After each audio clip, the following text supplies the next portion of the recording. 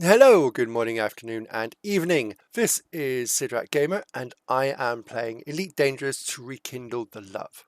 I also have an Atomcraft ongoing series, and I may throw in some Star Citizen 2, depending on time constraints. But for Elite Dangerous, I want to get into missions with power play content, both on foot and in spaceships. These videos will be edited for length and dull parts like travelling or running out of suit power because I didn't know better. If you witnessed that in the first episode, I am truly sorry.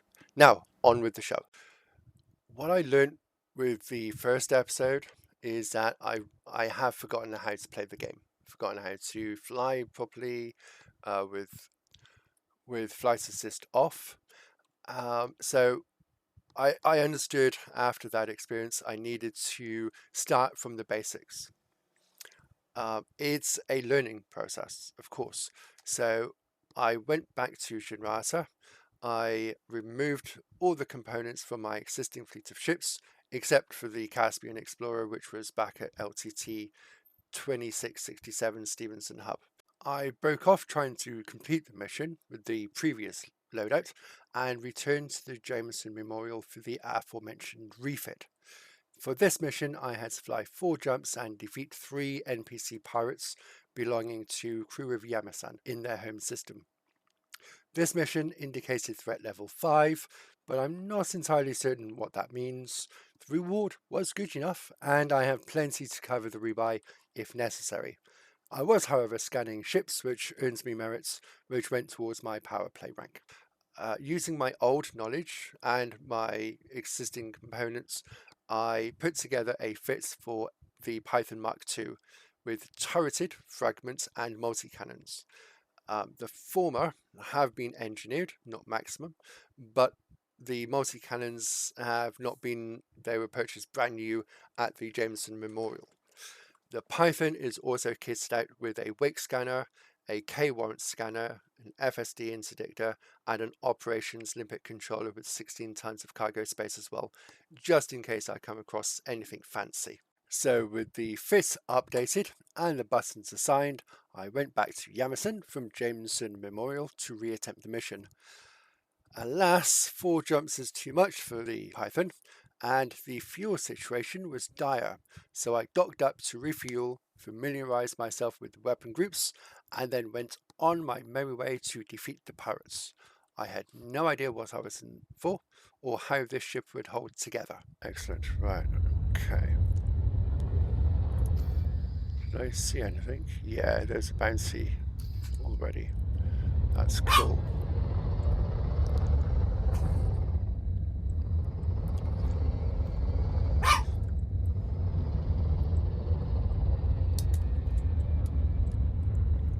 So, oh, that's my ship just automatically opening fire. Spot on. I might as well maneuver to make it easier. There we go.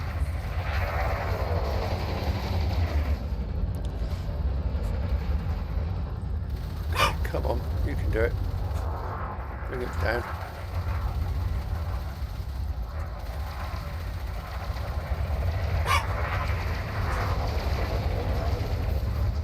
What am I like?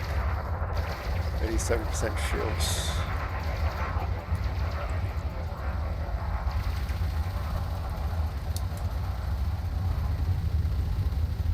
I can do that.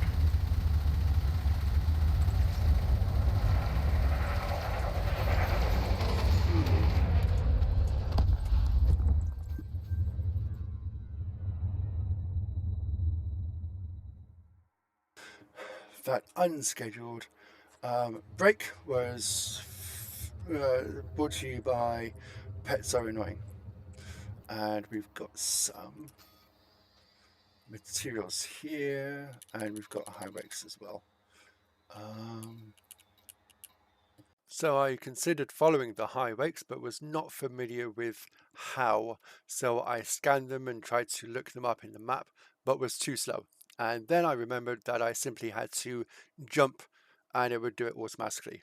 So instead, and the fuel isn't great in the ship, I exited the mission area and then another popped up nearby, so I went there. This happened 2 more times. I killed each ship successfully, and for the third and final ship, I was able to land at the local station and claim the local bounties before flying back to LTT 2667's Stevenson hub to collect my mission reward. This one mission allowed me to remember some of what I had forgotten and to also experience the new mission complete UI, which did a lot to impress me by making who you are working for and against far more prominent.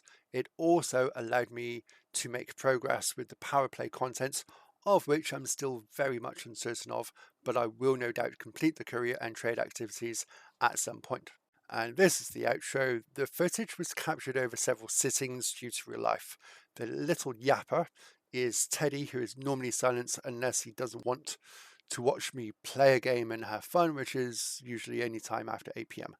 I cut out most of the ship combat footage because frankly it wasn't as exciting to watch as it was actually being there in control. I can say I was pleasantly surprised with how well my ship held up, although I was somewhat confused by getting a threat level 5 mission and ending up in a threat level 3 instance. Is it an instance? I think it is a sort of dungeon-esque situation, but I play in solo, so it doesn't matter that much. I doubt the ship, as is, would hold up in a Haz-Res, but it might be fun to find out. Maybe that will be the next video along with some foot missions too. I'll record the footage and try to keep as much of the audio as I can too, as the sounds of Elite Dangerous are superb. Thank you for watching. Like and subscribe and leave a comment for more content that you enjoy.